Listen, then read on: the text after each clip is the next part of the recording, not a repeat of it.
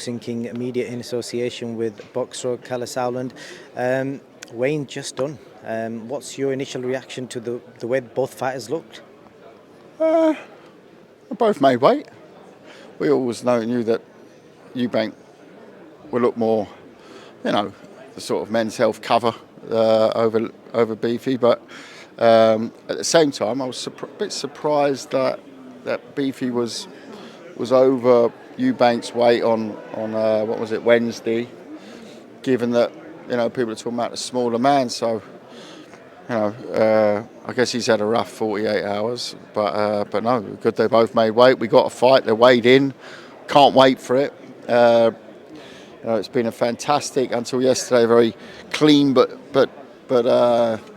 tough build up between two contrasting characters. Yesterday got a bit personal, but I'm not going to talk about yesterday. We'll talk about today. They weighed in. Can see that there's some personal stuff that's going to be taken care of tomorrow night in that ring. Because you touched on yesterday, I saw something today with the board. Stewards allegedly are going to be speaking to both fighters. What can they do in this situation with something like that? Because it didn't seem that bad, to be fair. Yeah, I mean, I'm not going to comment on that right now. There were some things that were said. I think there was also things that were a little bit misunderstood from Junior's side. I mean, from Liam's side, he decided to get a bit personal with it, and he retaliated, and that's what I can really say right now. Was it a master stroke? Because I was telling you yesterday, is Chris Eubank Jr. wind-up merchant, or is that his personality? He came in today with a rainbow armband. I'm guessing just to follow on from yesterday, just to kind of further, poke Liam.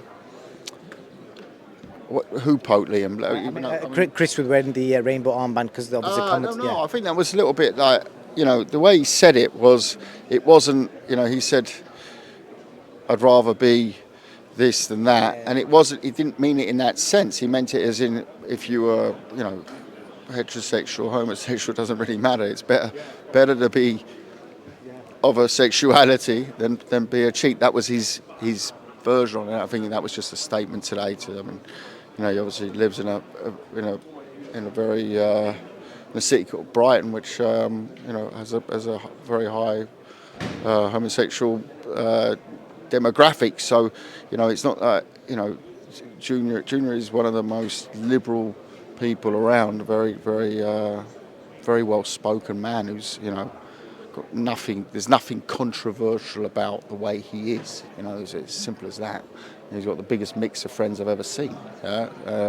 So to me, any labelling like that is completely and utterly ridiculous. So I think that was just a little bit of a start. I don't think that wasn't a poke at Liam though or anything like that. No. One thing I want to ask you is, over the years we've seen Eddie Hearn, Frank Warren constantly in interviews mention how difficult Chris is to deal with, his family, etc. when it comes to contracts and making fights. Why have you been able to do everything so smoothly? Why have you just not made it public? I deliver. I don't know. You've seen them comments over the years, yeah? Yeah, I mean, look, I've worked with Junior for the best part of 6 years. And in 6 years, of course we have our run-ins, disagreements on certain things. But in general, I took him on at the time. Actually boxed once, I think, in Scandinavia early in his career on one of our shows, just as a one-off, if I remember correctly. Sebastian definitely did. So we've worked with really most of the Eubanks. We've worked with Sebastian, God bless his soul. Harlem, obviously, one of our big part of our stable now.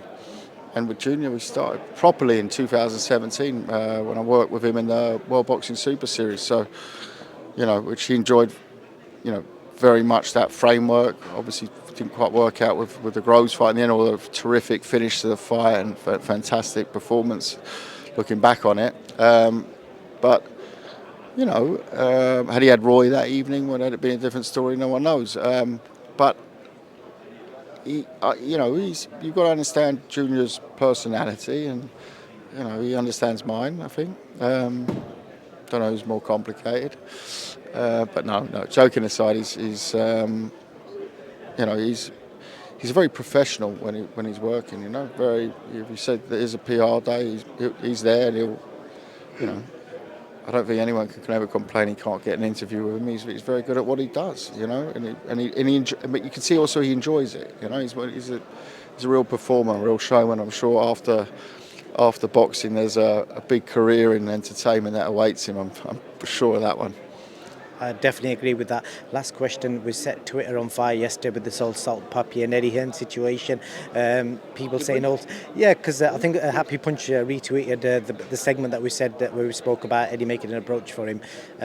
So yeah, have you heard anything back? No, I mean, I sent Eddie his legal letters this morning on Salt Papi, made sure it was there in time, that he got it for breakfast so he would choke on his cornflakes. He loves Frosties in the morning, Eddie. So while he was eating his Tony the Tiger, he was choking on a Frosty while he was reading my legal letter on Salt Papi. Joking again. But no, he's a lot made of it, isn't it? I mean, you know, what can I say? Same thing as yesterday. He's under contract. And I think he's very happy with Misfits. I mean, you know, in two fights, he's gone from zero to hero, let's face it, you know, and that's what Misfits does. So, you know, I'm sure he's very happy to stick with that, and we'll keep on going places, you know. Kalle, Sauerland, thank you and good luck tomorrow. Thank you very much.